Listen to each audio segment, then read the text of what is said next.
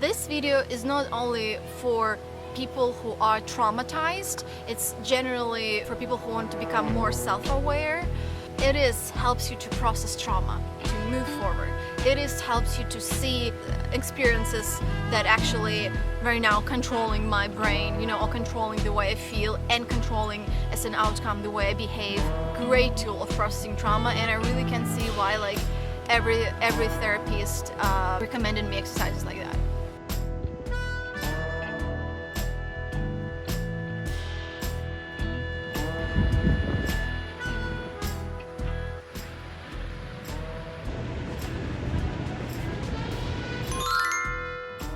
So I am here to basically tell you and encourage you to do cognitive journaling.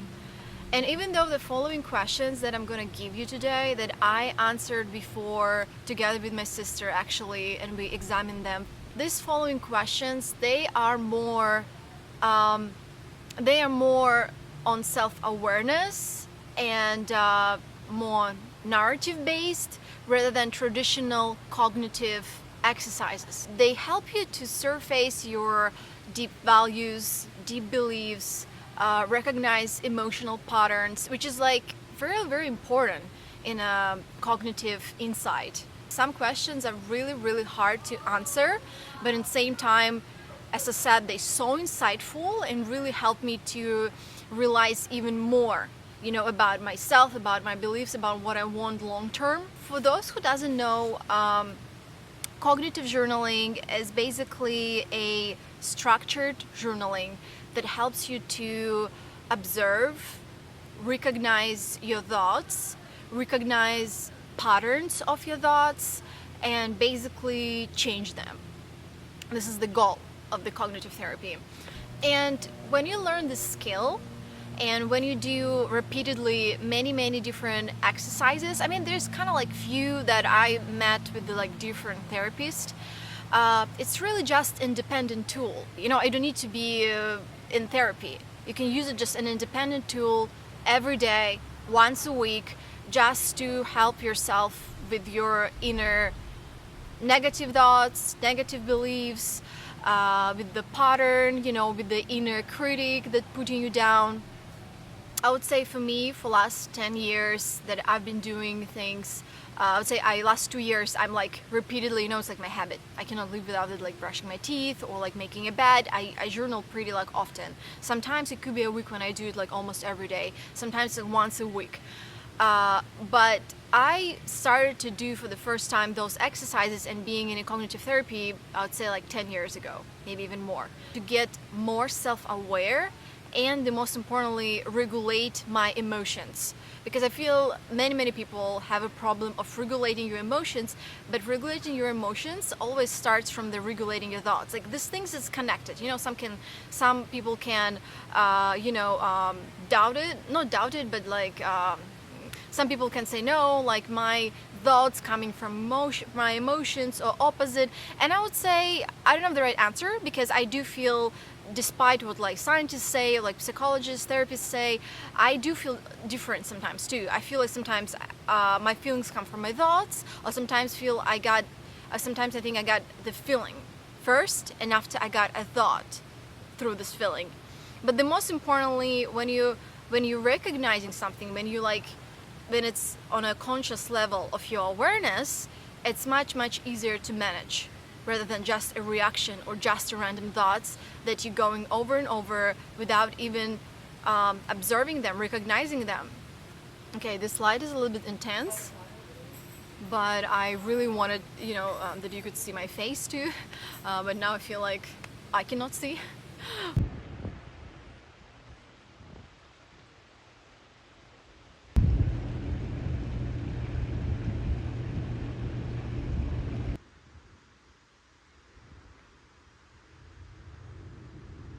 I will tell you my answers maybe on 3 to 4 questions that I highlighted that I feel, not too vulnerable to share. I also put all the questions, probably not in description, but probably in the comments section under the video, the way that you can make a screenshot and have it. But basically, here questions that I hope will be really, really fun for you and very insightful for you to answer, as it was for me. Question number 1. What part of you remains invisible to the world? What would happen if you allowed it to fully emerge? Question number two. What are you refusing to acknowledge about yourself, even though everyone else sees it? How would your life change if you accept this truth? So technically there is like 2 questions, 2 or maybe even 3 questions under, one question. Number 3. If fear completely disappeared from your life tomorrow, what decision would you make first? Question number 4. Whose voice from the past still echoes in your mind, influencing your decisions today? And I can't answer on this question. I'm not going to even look at my journal. I remember it very clearly. And yes, it is were my parents. 100% was my parents. They, unfortunately, my experience like with my parents, with my family, they constantly were putting me down with their words, with the physical abuse, emotional abuse. Like they constantly trying to make me feel like I'm nobody.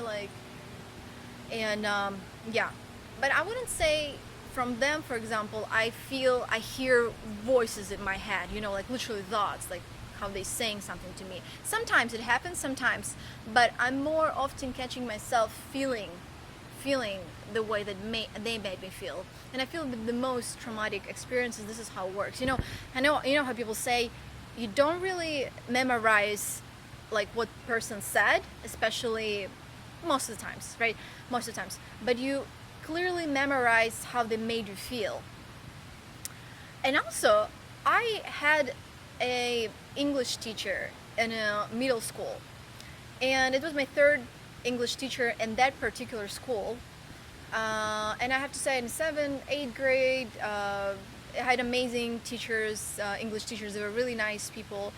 But that teacher was kind of like, okay, I'm not gonna tell negative things about her, but like she was constantly, even though I literally was maybe the best in English in class, or one of the best in English in class, I obviously need to work a lot on grammar, vocabulary, most of the times the way I emphasize words. But anyway, I definitely was not even close to the last one in class. I don't want to lie, but I think I was one of the best on English in class. She would constantly tell me that, girls like you would never ever succeed in life and stuff like that. Girls like you get pregnant by 16. She would always treat me that way.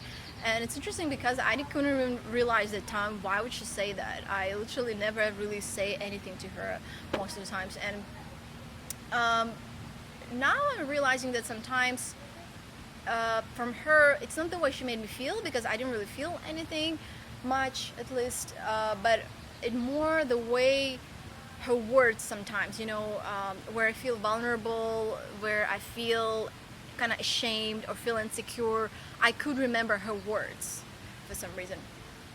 Okay, question number 5. If your life were a book, what would be the title of the chapter you're living right now? And what would the next chapter be? Question number 6.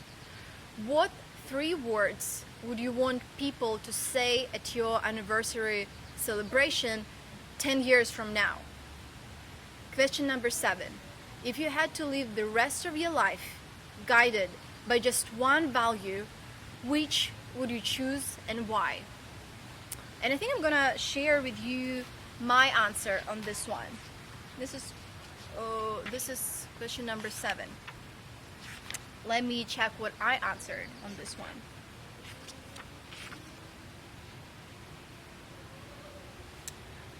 I answered, I'm not gonna share everything, just like a glimpse of it.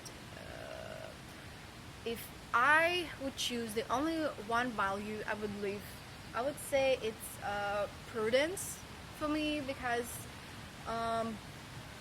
I feel that my life had so much pain and mistakes and inadequate circumstances and people. So next years of my life, I want to live in goodness and prosperity. I really want to make choices with my prudence, with the prudence, with my brain, how I feel, and I just want to like good people around me. This is what I answered. Question number 8. Oh, Jesus Christ. Okay, question number 8. If you could receive wise advice from your future self 20 years from now, what is the most important question you would ask? Question number 9. What 3 boundaries do you need to set in relationships that you've been afraid to define until now? What is the source of that fear? Question number 10. If you imagine that the people in your life are mirrors reflecting parts of yourself, what important message are you ignoring? I love this question. Love. And I answered a lot on this question, to be honest. I don't know what exactly to read to you. So, for example, on this question, I answered that if to imagine the people in my life as mirrors, what parts of myself they're reflecting. So, I usually we're just taking all the triggers that I usually feel that makes me feel unpleasant. For example, I feel unpleasant when people give me like vague answers. So very like not defined, not direct, like I would usually do. So I sort of like feel confused because I don't hear any like direct answer on it, I realize that I'm pretty often sort of tend to control people, and not even in the way of like, where do you go? Or like, what did you do? No, not in that way. In a way that very like not direct. For example, I'm constantly trying to figure it out the person. Constantly trying to, through like different systems, through the therapy, psychology, trying to understand what kind of person it is, which is almost impossible, really. And it's definitely connected to controlling issue.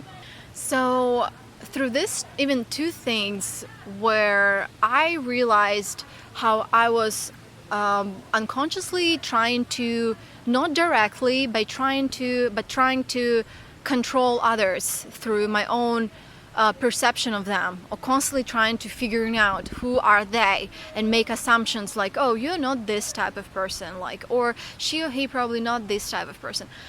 And a situation where I'm like feeling frustration or getting upset when people do not give me the clear, direct answers, I realize it leads to the inner basic absence of trust to the world.